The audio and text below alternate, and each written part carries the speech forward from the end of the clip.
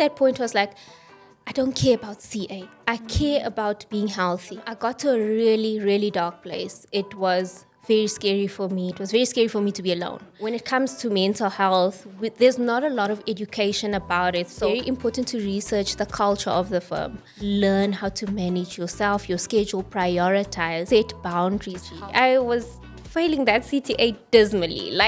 There was a point I got 4%, and my man asked me, where's the rest of my paper? Hey everyone, and welcome back to another episode. My name is Precious Molepo.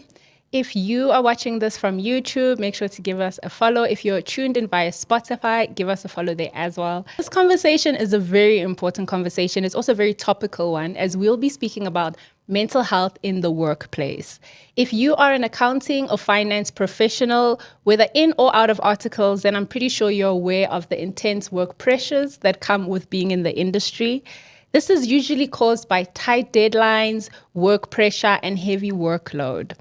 This can take a toll on one's mental health. So here to unpack today's conversation with me is Bavani Thulsie, who is a chartered accountant and has faced mental health challenges in the workplace herself, but has overcome them. So she's here to share her journey of resilience.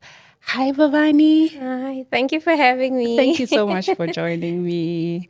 Did you find the place all right? Yeah, I did. It's not too far. We've actually been planning this for a very long time. I'm actually happy we finally made it in studio. Probably it's been like since 2 months. June. Yeah, 3 months, 4.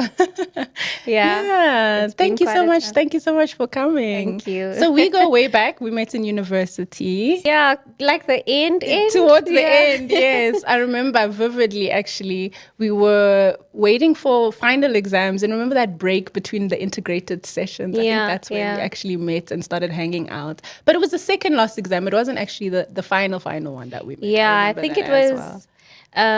the end of CTA or so. Yes. And I was like, I've seen you around, but I haven't spoken to you. Same. I felt Yeah. the same. I felt the same. Yeah. So I may know you, but people at home may not. So give us a bit of an intro. Who's Bavani? All right. So it's weird at first because I want to say my age and all of that, but first and foremost, I'm a chartered accountant, newly qualified. Congratulations. Thank you.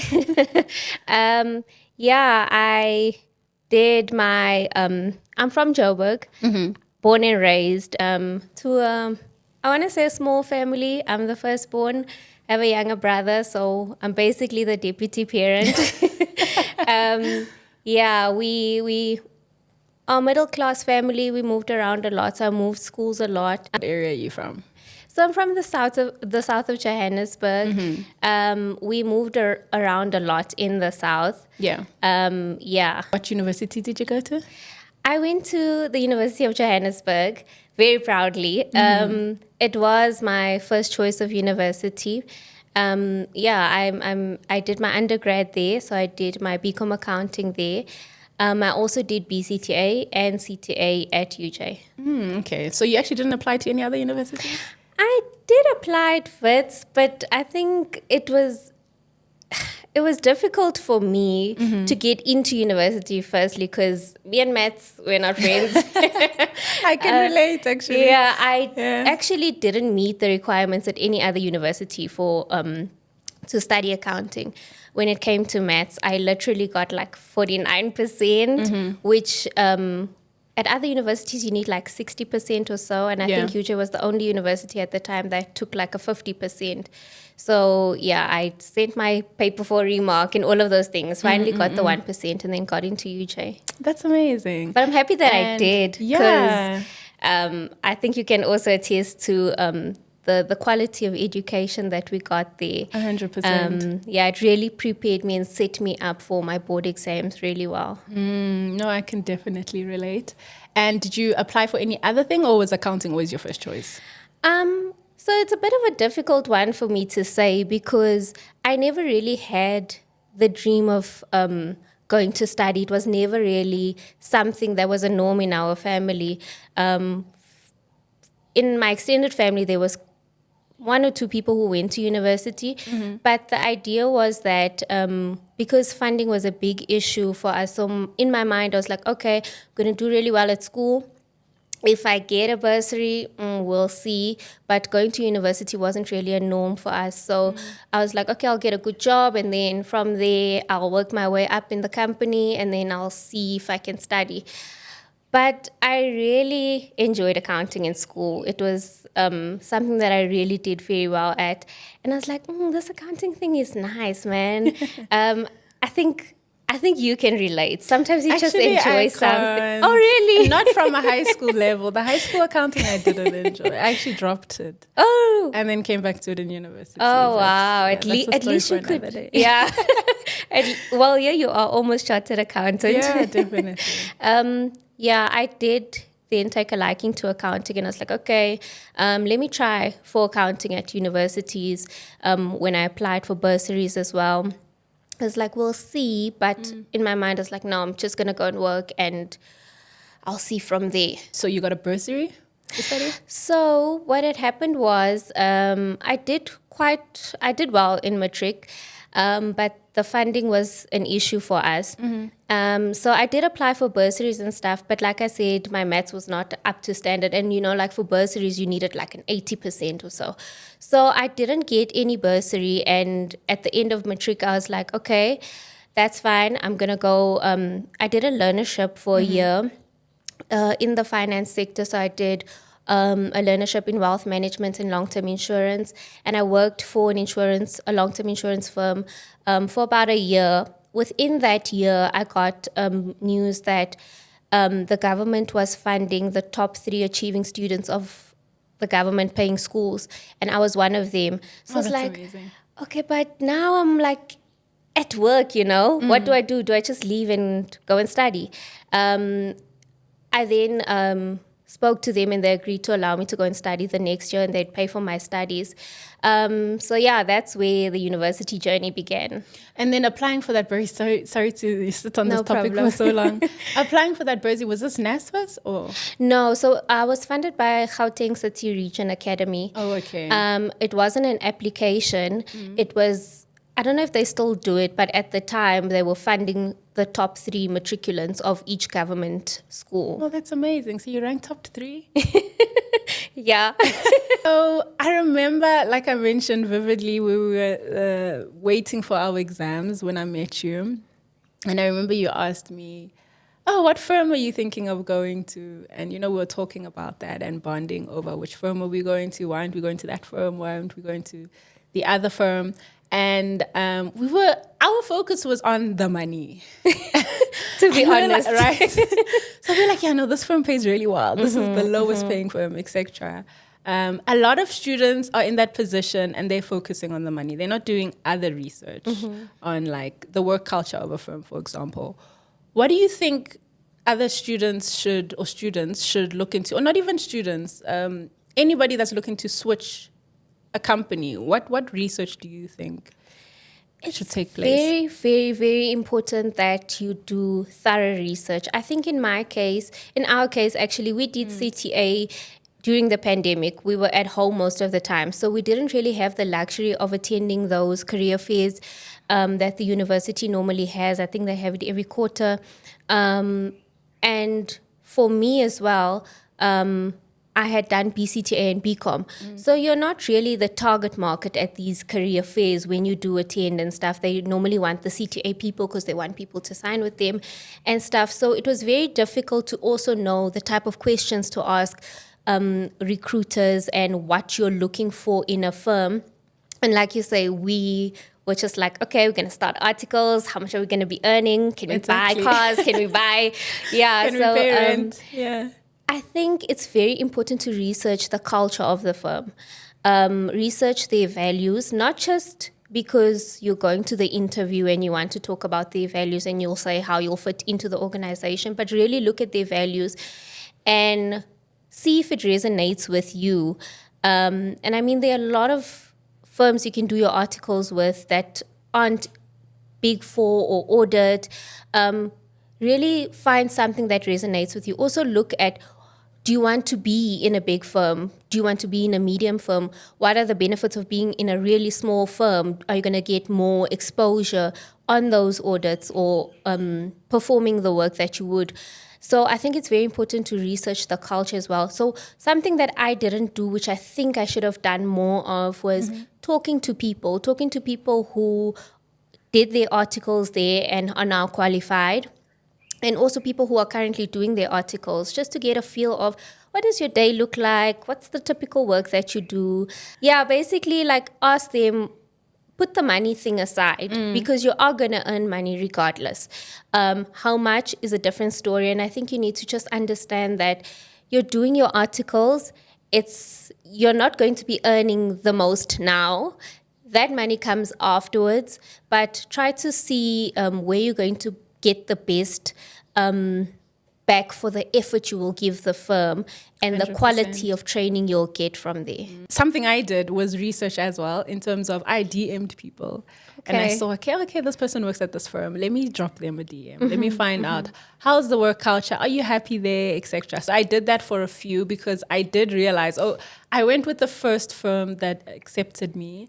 And I was like, okay, wait, am I making the right decision here? Let me do my homework. And I did drop a few people messages to find out, okay, are you happy there? How's the culture? You know, are you enjoying it? So yeah, that is very important research to have. But tell us about your journey from, firstly, how was the transition from university to the working space, to being a corporate girly? Yeah, it's like it just happens overnight. It feels like you go to university for all these years and you're a student for the longest time, and then suddenly you're corporate girly and you must suit up and sit in meetings. And it was, I don't want to say very difficult for me, but it was a different time. Back in 2020, I did my CTA. 2021, I joined the firm to do my articles. And it was difficult because I was still sitting in the same room because of lockdown, and I transitioned from being a student to now being an auditor. What do you mean the same room?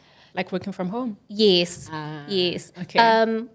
Also, we were going through the different stages of lockdown, and it was very difficult for us to travel, go to clients, and all of that. So it was just basically a switch of laptops and changing your hat.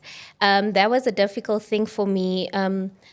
One of the things that I think I struggled with a lot was that when I was in university, I wasn't bound by anyone else's timelines and anyone else's priorities. So I would decide, okay, today I feel like studying accounting and I'll leave tax for the very last or something like that. Yeah. But now when you enter the working environment, there's a list of things you need to do, and you need to do it in an order.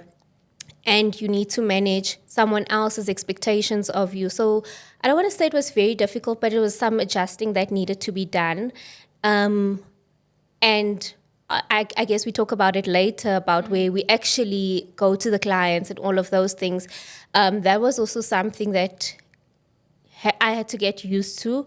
But yeah, that 2020, 2021, that was And a I bit tough can't for me. imagine, because I always found it easier, especially in first year when I was learning the ropes, to actually be in person with my team and actually ask. Because I don't know, I feel like it cushions the amount of questions that you're asking compared Yes. to online via whatever platform you're Yeah. using, to constantly be sending messages. You kind of Or feel even like just you're calling nagging. all the time. You know like what you I were mean? just coached and maybe you want to follow up on something. And you're like, Yeah. can I call again? You know Are what you I mean? read? Yeah, Are yeah, you yeah. in a meeting or something? That's difficult. Whereas like if you're in a room, in a boardroom, you can just ask over the By table. the way, Yeah. what did you please remind me on this point? Yeah, so that must and you have can actually also been very difficult. read a person's expressions as well, so you can tell, am I irritating this person, or man, it's not a problem, or something like that. So that was something that was difficult for me.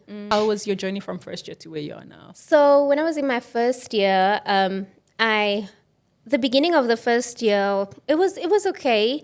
I joined one of the big four firms. I was in the financial services industry, and I was enjoying where I was. And I passed my first board exam, my first attempt, and I was like feeling quite good about myself at the time.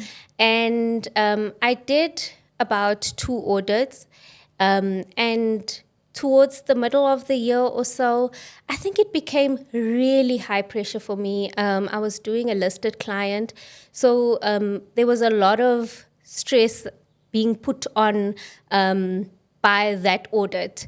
So I wasn't well. I was like a day or two off.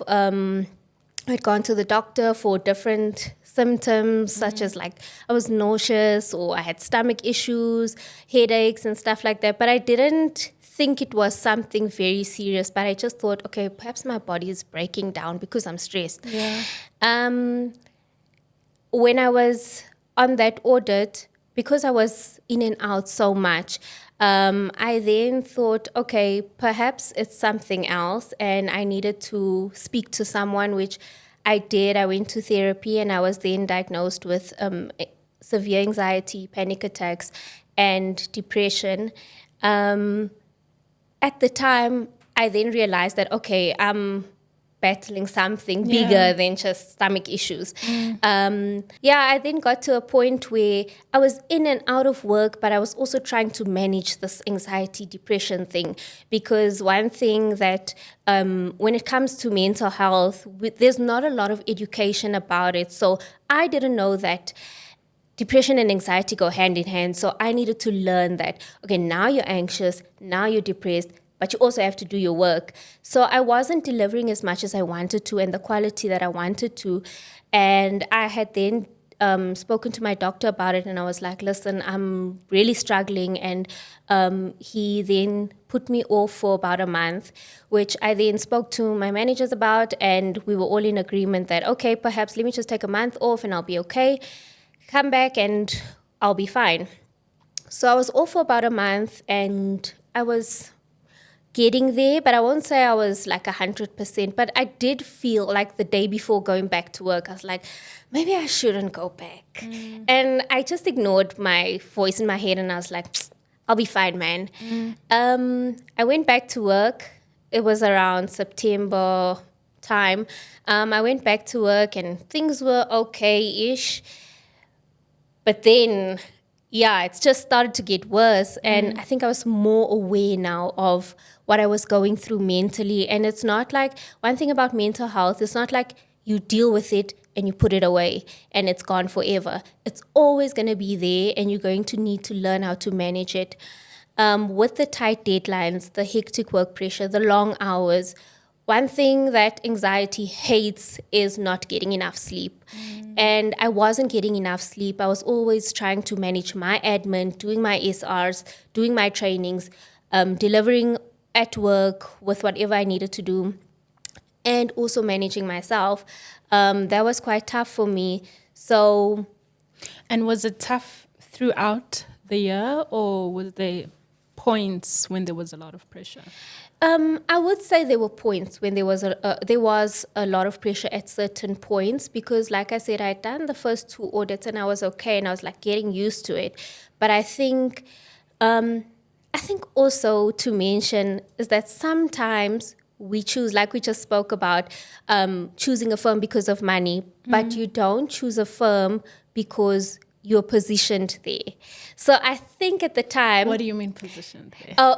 Or should I say purpose there rather? Okay. At the time, I was like, maybe I'm just going through something mentally. But now looking back, I was like, that's not actually where I was supposed to be. And sometimes it takes a little bit of uncomfortability, even if it means going through mental health issues, to get you out of a position where you're not supposed to be, to actually reposition you into where you should be. So I didn't consider that at the time. But like I was saying, I then got back to work and I was just like, okay, this mental health thing, it's not going well. I got to a really, really dark place. It was very scary for me. It was very scary for me to be alone. I was scared of what I was dealing with and the magnitude that it was at. I remember myself very clearly driving to work one day, and I was listening to a sermon by Sarah Jakes Roberts, and she was talking about sometimes you just need to let go. And I was like, must I let go of this job? And I was like, I don't know. So I'm driving to work and I'm like, okay, I'm going to drive. I'm going to switch my phone off and I'm going to drive all the way straight until my petrol finishes. And I'll see what happens when I get there. I'll make a decision what to do with my life when I get there. And I was like, no, snap out of it. I have an 8 o'clock meeting. Drove all the way to the office, and I was in the basement of the office, and I had a moment with myself, and I was like, okay, what am I doing? I'm really not okay.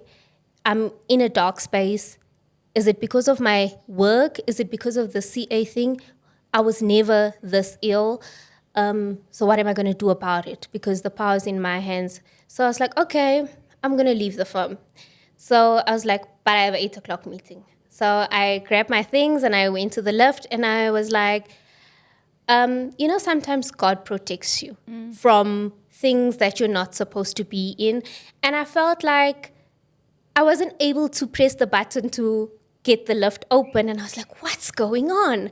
But I'd already decided in my mind, okay, I'm leaving, but I'm going to have my meeting. Yeah. I'll type my letter when I get there. And I just felt like God was talking to me and said, if you've made your decision, you made your decision. You're not going in. And you're not going to have that meeting, and you're not going to spend another day at this firm, and you're not going to. And I was at that point where I was like, I don't care about CA. I care about being healthy. I want to be healthy.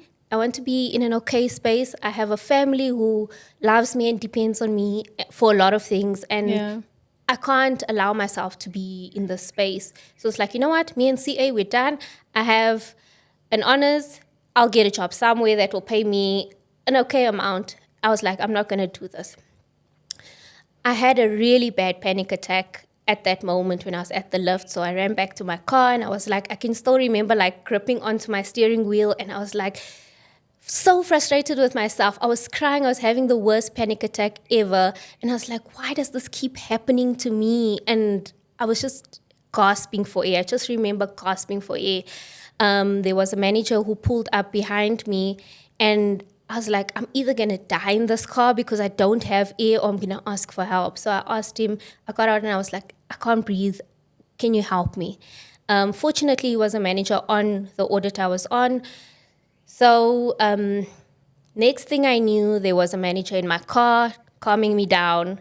I was a wreck. He then asked for a parent to come and pick me up, and I was like, listen, brown parents are not going to be happy about this, because my father's going to come in here and he's going to turn this place upside down, because I wasn't this ill before I had started my articles. So anyways, I Ubered home, and I was like, okay, that's it for me. We had the discussions. I submitted my resignation. So you discussed it with that manager on the spot? Not on the spot. I gave it about a day or two for myself to calm down, because I was like, let me just make the decision, not in an anxious state. After a day or two, we had the discussions with the managers, the relevant managers and stuff, and I was like, okay, I'm leaving. But I didn't have anything lined up, because at that point I was like, I don't care about CA. I wasn't looking for any other firm. I didn't have a contract. I was also working at the months to be able to write a PC, but I didn't care about any of those things. So at that point, I just resigned, and I was at home for like 3 months. I wasn't actively looking for a contract. I was just working on my mental health. I was just, taking care of me. And that's important. Yeah. We don't prioritize that. Big time. And I had to be me for me first before I was a trainee at a firm, before I was a daughter, sister, a partner, anything like that. I had to be me for me. I then it was like around the end of January, training programs had already started, and I was like, maybe I must look at this CA thing again. I got a little spark in my heart that maybe I can try again. So while you were on this 3-month break, you thought yes. you're done with CA? I was done. I was practically done, and I was like, well, it ran its course. And like I said, girls like me don't really get this far. So as far as I had gotten, I was very proud of where I had gotten to. And I was like, okay, that's okay. I have my BCom, I have my CTA, and I'll be fine. I have my first board exam, I'll be okay. I had then spoken to a friend, and I was like just venting and stuff. And she was like, but I'm starting at this new firm, not a new firm, but I'm starting at this firm with my articles. Wouldn't you like to give it a try? And I was like, you know what, convincing me to do something that I don't want to do because I don't want to be in audit, but let me just send my CV and we'll see what comes from there. It wasn't even 2 days. I had the interview, I had signed the contract. So just for some context, the firm you left first is a private firm. Yes. And then this one that you applied to is public. Yes. Okay. So I joined the Auditor General, and there was a lot of stigma around, oh, you're joining the Auditor General, you're not going to be employed anywhere, you're not going to get the best quality training and stuff. And at that point, I didn't care where I had signed. I was just like, okay, I just want to finish this thing now. I'll see when I'm done with the whole journey where I want to actually be. And I was like, I'd started with the firm my second year of articles, which was my first year at the firm. I was very in my shell. I was very nervous. And something I had to deal with mentally was that I had to mentally remove myself from, I'm no longer in that firm, I'm at a different firm. And I wasn't receptive of people being kind to me. I wasn't receptive of people trying to nurture me to be the best version of myself. I always closed myself up. So for example, I even had to deal with like, do I actually have PTSD? Because managers would call me on Teams and I wouldn't answer because I'm like, I'm gonna like jump down my throat. Is there something I didn't do? And I'd panic and I'd be nervous, and then I'd message after like, hey, looking for me? And no, I'm just checking up on you. Are you okay? Is everything okay? And stuff like that. And so the call alone would just make you so anxious. A lot. An email, sitting in a boardroom, I'd be so quiet. I'm a very loud person. Well, not very loud, but I'm jokey. I like to lighten the mood and stuff like that. But I wasn't like that. It took me some time to come out of my shell. And when I got to my third year, I was like taking up a lot of initiatives in the business unit. I was talking a lot. I always had the mic. I pulled myself out of that shell. And I passed my second board exam on the first attempt. That allowed me to take up opportunities because now I didn't have studies in the organization. So that's my article journey. Very long. But very it makes as well. Thank you so much. So just back to the first firm, when did you, I know you said, like what events took place? I mean, you don't have to go into detail, but was it like a heavy workload that made you feel the pressure? I think so. I want to say that I want to pinpoint it to something and say, yes, it's the long hours. Yes, it's the pressure. Yes, it's pressures of having a listed client and all of those things. But like I said, sometimes you're not meant to be somewhere. And just because everybody in your CTA class is signing with a certain firm because they're offering you secondment opportunities overseas and stuff like that does not mean that that's the perfect fit for you. And that's why I think I had to feel that little bit of uncomfortability and move out to where I felt I was actually supposed to be. But articles is it's a very hectic journey. You know firsthand. It's a very hectic journey. You think CTA is the most difficult thing you go through and you'll be cruising. You just need to work 3,600 hours and you'll be fine. There's a lot you need to manage. You need to manage your own admin. You need to do your SRs or LORs in my case. You need to do your trainings. You need to make sure you're coaching the first year or the second year. You're managing your studies. You're managing expectations when it comes to managers and stuff like that. And sometimes it means working overtime because you need to catch up. And sometimes you work so much that you realize that it's like 2 a.m. and I have 8 o'clock. It was a lot of that, a lot of thinking about work as well. And I think that's what caused a lot of anxiety. I was like, I'm having a meeting on Tuesday. What am I going to say? I need to prepare or something like that. I don't want to scare people as well. You can have a really nice experience. The last 2 years of my articles was incredible. I learned a lot and stuff. You need to just learn how to manage yourself, your schedule, prioritize, set boundaries, healthy boundaries, take care of yourself first and foremost. Like I said, I needed to be me for me first before I can be a trainee to a firm and contribute to an audit. And that's when you're able to contribute better and learn better. Yeah. And what do healthy boundaries look like? I don't play with my boundaries. My parents will tell you I don't visit on a Sunday. Okay. Like, you need to, in a work context, you need to know how much you're going to take on. Don't just keep saying yes because you want to shine. Rather take your 2 tasks that you're allocated first and foremost and shine with those 2 tasks before you can take on more, because you're going to fill your plate with so much and you're not even going to be able to touch anything, or you're going to touch everything a little bit and then you're going to be known as the person who doesn't finish their work, doesn't produce quality work. So rather shine with the very small tasks. So know your boundaries in terms of how much you take on. Also, set your boundary when it comes to time. Don't contact me on my cell phone. Don't contact me on my cell phone past a certain time. Yeah.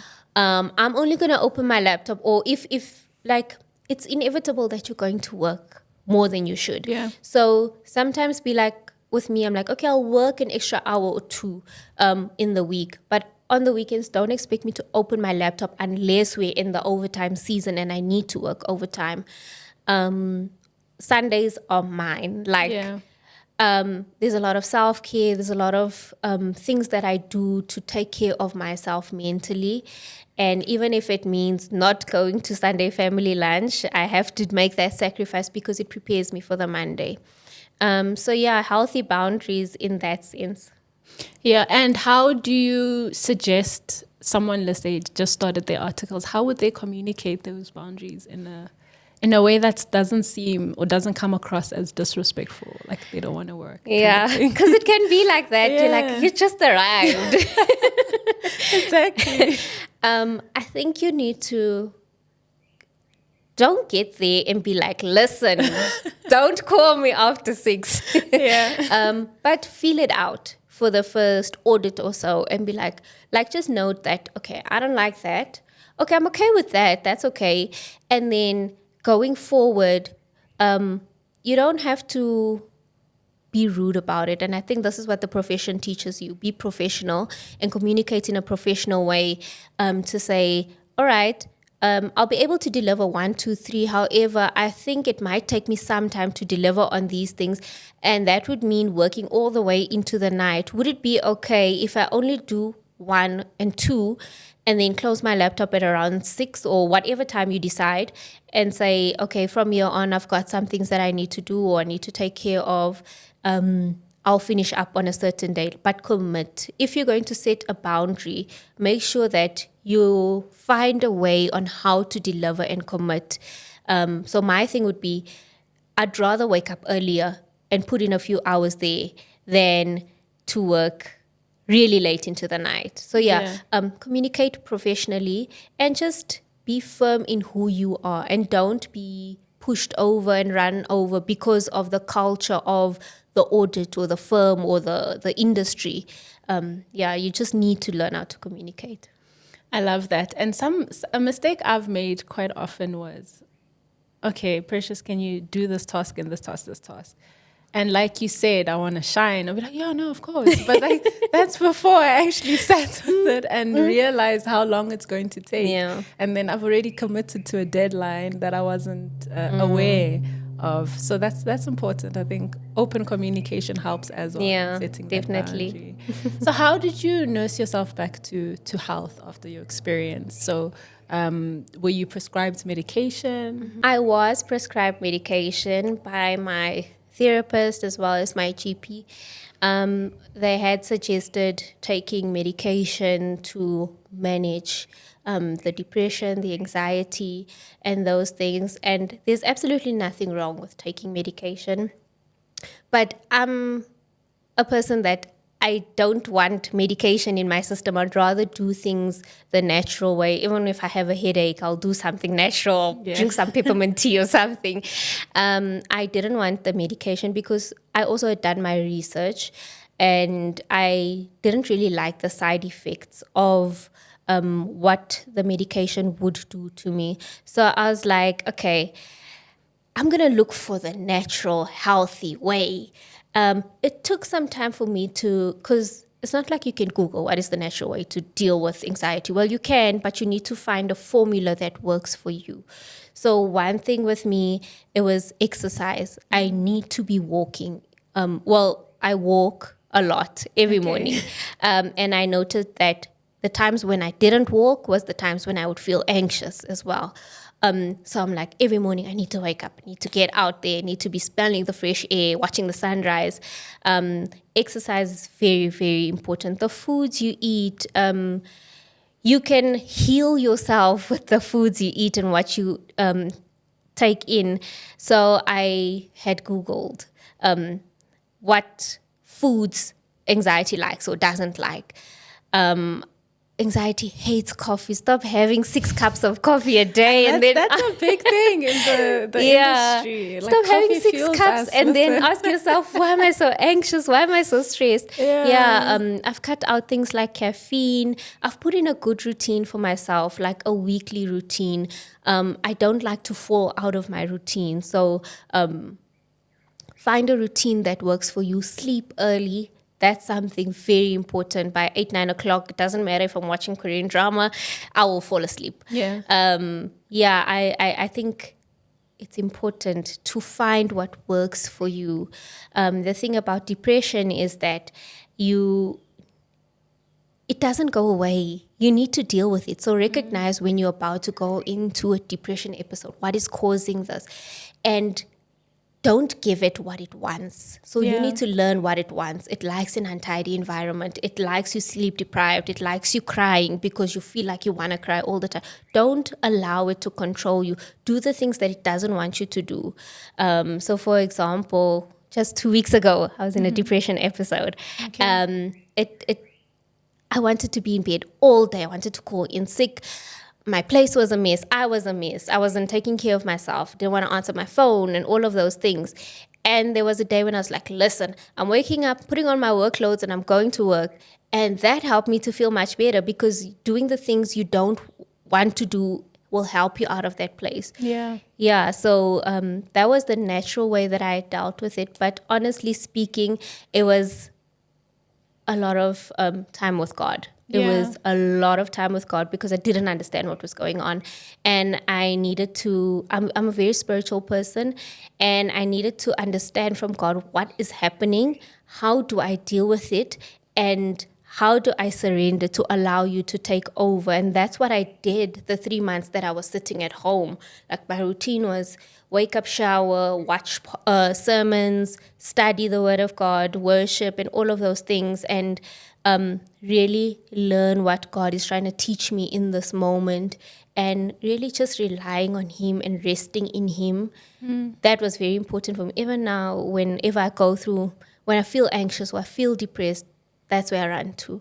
And I'm like, let me get into that zone. Let me fast and let me understand what's happening at this point and surrender what I'm going through to God. So that was my way of dealing with it. That was the only way I dealt with it, honestly. And then let's talk AG. So now you have experience from the private side and in the public as well. What do you think the main difference is? There's a lot. Okay. So the thing is, when you're in the private sector, you audit clients that use the International Financial Reporting Standards, the IFRS. In the public sector, our auditees use the GRAP standard. We were taught a little bit about it in university. GRAP and modified cash standards. The main difference I can say is that, so in the private sector, you would have multiple audits a year, like 4, 5, or 6. With us, we have 2 cycles. We work on 2 cycles. So we work on the first one, which is the PFMA cycle. And then the second one is the MFMA cycle, where we do the municipal audits and stuff. So basically, you only do 2 audits a year, but you see it from start to finish. So from pre-engagement right until concluding, you get that well-rounded, full experience on the same client. So that's really nice, because in private, you can come in at any point in time. It could be at the end, it could be a little bit in the beginning. So you aren't always exposed to the entire audit. Yeah, that's what I really enjoyed, because I wanted to see the audit process as a whole, with not having to try and understand the client every single time I need to do execution or planning or whatever. So we work on 2 audits, but that doesn't limit you. You can be placed on multiple audits depending on how you work, your hunger for exposure as well, and stuff like that. That doesn't limit you to only 2 audits a year. But I would say those are the main differences. And then another thing is that we are, at the AGSA, we are the supreme audit institution of the land. So we are the only firm that is allowed to audit the government. Okay. Yeah, but we then do have the option of allowing the private sector and other firms to come in and assist with audits, which we usually do because we do need hands. So that's the main differences. And another thing is that I don't know, I spent very little time in the private sector, but maybe you'll correct me. I haven't seen any consequence management, if you can say, for the findings you raised. So in the public sector, we have something called material irregularities.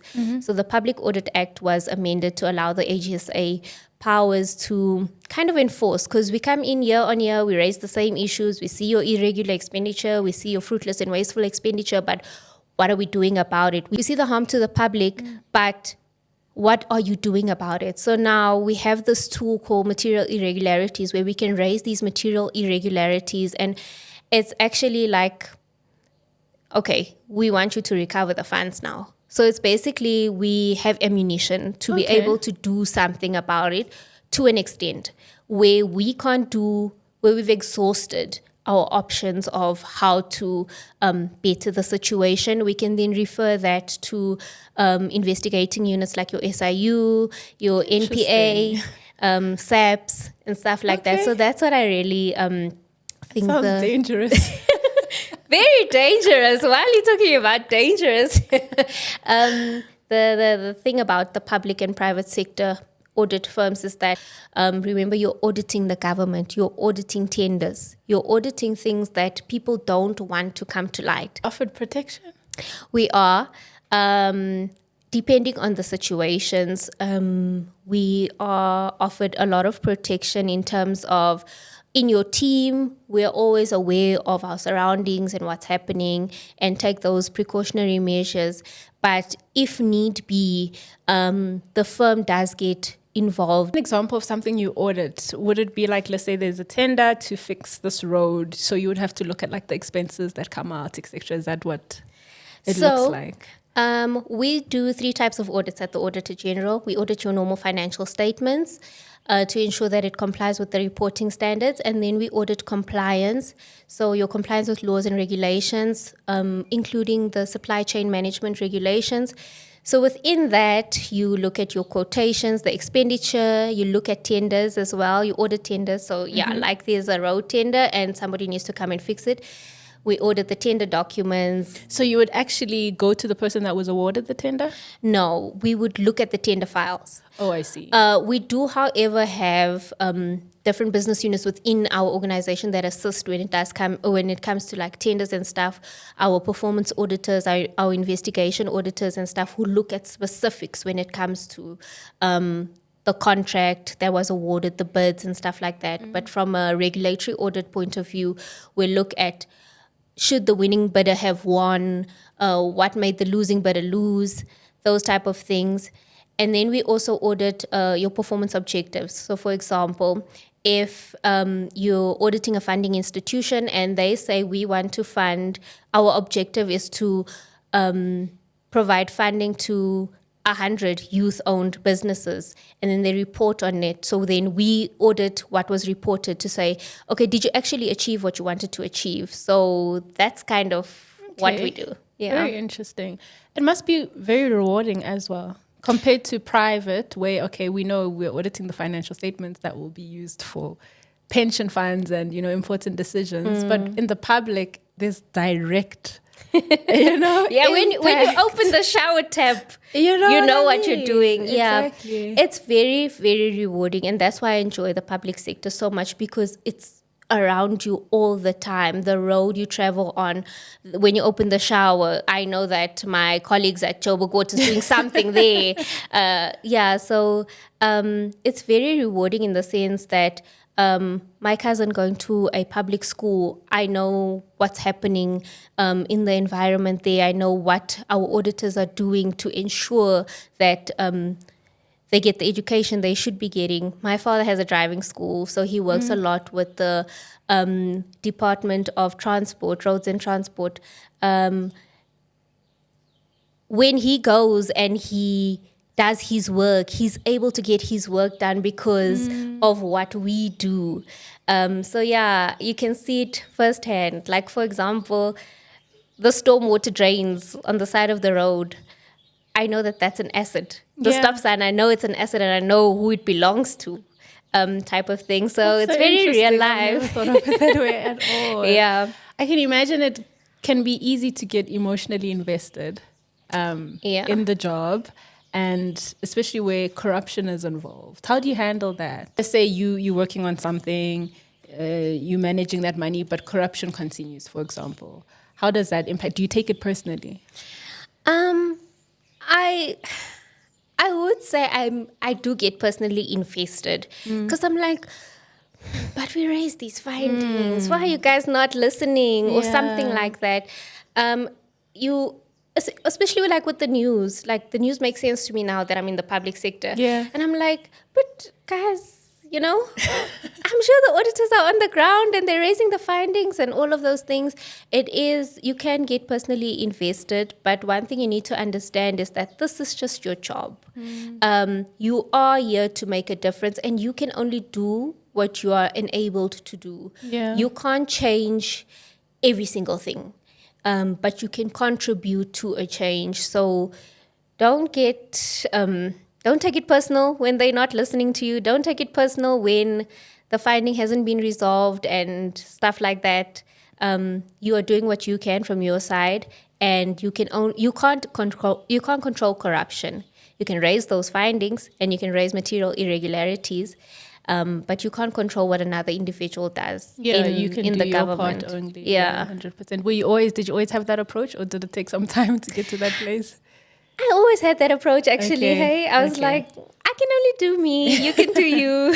Yeah. But it's a big difference that you're making working as an auditor in the public sector. I like it a lot. I can see the difference that I'm making with just the findings you raise. And I think it's very fulfilling when you raise findings, when you raise material irregularities and you come the following year and you don't see those mistakes being repeated, or you see the measures that your auditee is trying to take to correct what was wrong, or their investment in, okay, how can you assist us to, what can we do to better the situation or to improve our audit opinion and stuff like that. Another thing that I think I enjoy a lot is that you get exposed to different audit opinions. Like, we're taught these audit opinions in varsity, but I was actually on a disclaimer audit.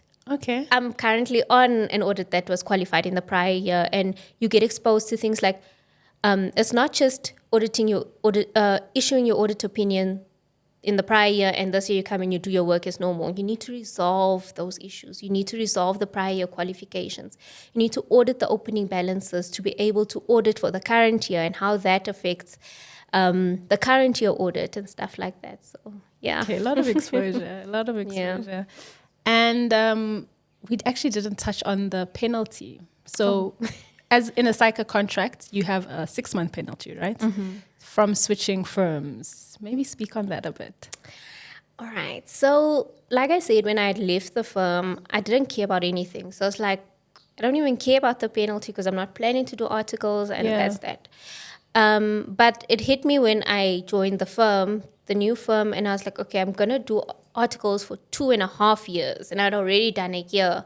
And I was like, but one thing we need to understand is that time is not really a factor.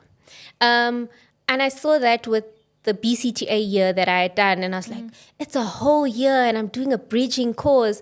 And I was like, but it's a whole year for now. In the future, you don't really see that. So I had that mentality when it came to the penalty. I was like, it's just 6 months. It's one audit. I'll be fine. But then I was informed by my previous training officer that, okay, you're not leaving because you're in a difficult situation. You're leaving for a valid reason. And SAICA can look at that to evaluate whether they should grant you the penalty or not.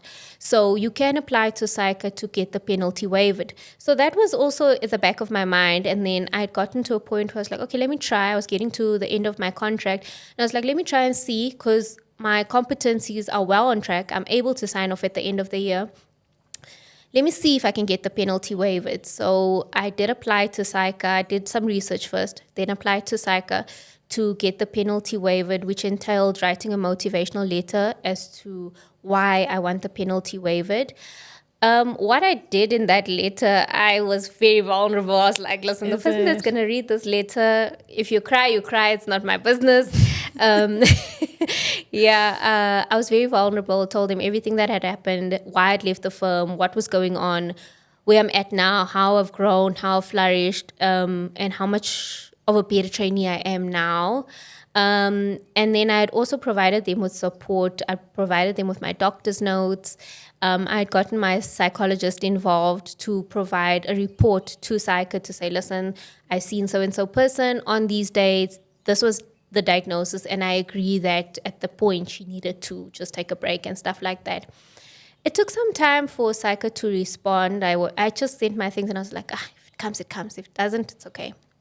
They responded like 2 months later, and I just got a call one day and somebody was like, listen, I'm calling with regards to your penalty.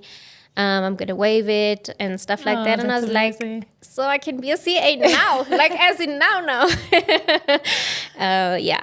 So were you already like within the period of your penalty when you received the letter? I think it was like 2 or 3 months in. Oh, okay. So I was already like... And then so from that point on, you got signed off?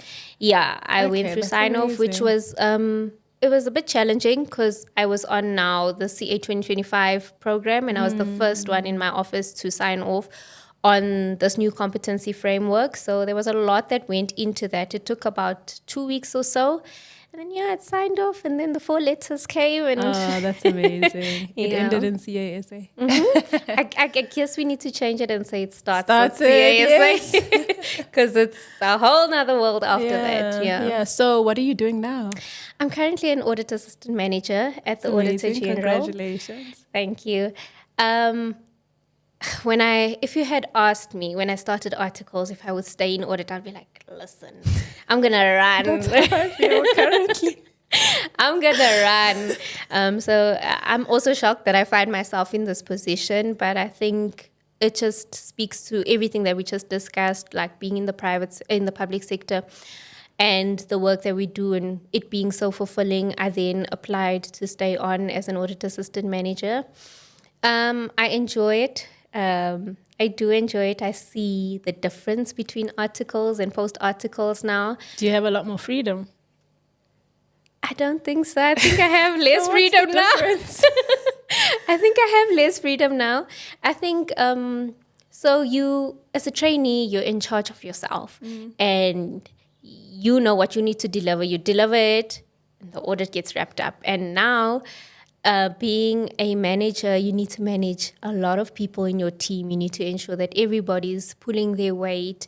You need to do your own admin stuff and manager stuff. And you need to manage requests coming from higher, your senior managers and stuff like that. So I think, I wouldn't say I have more time now, but I think I'm putting a bit more time in because I'm trying to excel at what I'm doing, especially that I'm doing it for the first time. So maybe it gets better time-wise, but for now, I feel like I'm working more. All the best. Thank you so much. And then it wouldn't be a Presh episode without a bit of study advice. So you had a 1-subject supplementary, and someone watching this might be in the same position in the coming weeks where they have a supplementary. So what advice would you give to a student who is trying to plan out their time in preparation for that supplementary exam? I think, okay, so when we're asking about the supplementary exam, I'm like, oh, yes, I had a sub, eh? You don't think about that when you're at the end of it all. But yeah, I think I had a strategy. I was failing that CTA dismally. Like there was a point I got 4%, and my man asked me, "Where's the rest of my paper?" And I was like, "Listen, it's only those 4 ticks." So yeah, I had a plan because I had to look at my modules and be like, okay, I had to rank them and be like, okay, these are my 4 modules. I'm okay with these 2. These other 2 I'm not so okay with. But then at the time I came across Kanya Mudipa's Instagram, and she spoke about her supplementary exam and her strategy, and I was like, I'm going to copy and paste. So I was like, okay, let me focus on the 3 modules so that I prevent myself from writing the 4 module sub. And then I got the 1 module sub, which was accounting, and I was just like, okay, once you pass those 3 modules, they're out of the way. You have 7 days or so to prepare for that 1 exam. Now you go all in on that 1 module because you don't have to worry about any of the other modules. So that was my game plan. But just find what works for you. Don't, if you know you're struggling and you're not doing that well, don't go guns blazing and be like, I want to get 70% for all 4 modules. Yeah. But be realistic with yourself. Do you suggest restarting everything? What do you mean? Like going back to everything and starting it again? When you have a 1 module sub. When you have a sub. Oh, when you have a sub. Look, I don't suggest going back to everything because now you want to cram a whole year into the little time that you have, and clearly that hasn't worked at this point. Analyze your papers. That's something that really worked for me. Analyze your papers. If you got a 40%, write down 60 points as to why you didn't get 60 marks. And from there, learn from there and fix your problems. If it's exam technique, if it's time management, if it's the way in which you study, if it's I didn't do enough questions, fix your problem areas. Because the content, you know it. Your standards are there with you if you don't know it. But fix the things that might be an issue for you. Yeah. Love that. Closing thoughts, advice to anyone who is struggling with mental health in the workplace? Sure. Heavy question, but I feel like first understand what you're going through. Don't pinpoint and say, oh, it's this, or it must be the difficult manager that I'm dealing with or something. Look at yourself, look at what you're going through, look at your situations and put yourself first. I know we say it a lot, like put yourself first, but deliver on this. No, like put yourself first, understand what you're going through. Don't be afraid to take a break. Like there's so much power in resting. You get so energized. And I don't mean like once a week or whatever. Yes, that helps. But like if need be that you need to take 3 months off, take those 3 months and work on yourself. Like there's real power in resting. But yeah, like find what works for you. Speak up if you need help. Don't drown and be okay with where you are. Whatever decision you make for yourself, for your life, for your mental health, be okay with it and take care of you first. Thank you so much. That was a beautiful conversation. And I trust that it's going to help somebody who has watched or listened to this episode and is struggling with mental health in the workplace. Thank you, Bavani, for making time. Thank you for having me. Thank you so much. I really enjoyed it. For those watching at home, thank you for watching. Don't forget to subscribe on Spotify and on YouTube. Until my next episode. Bye.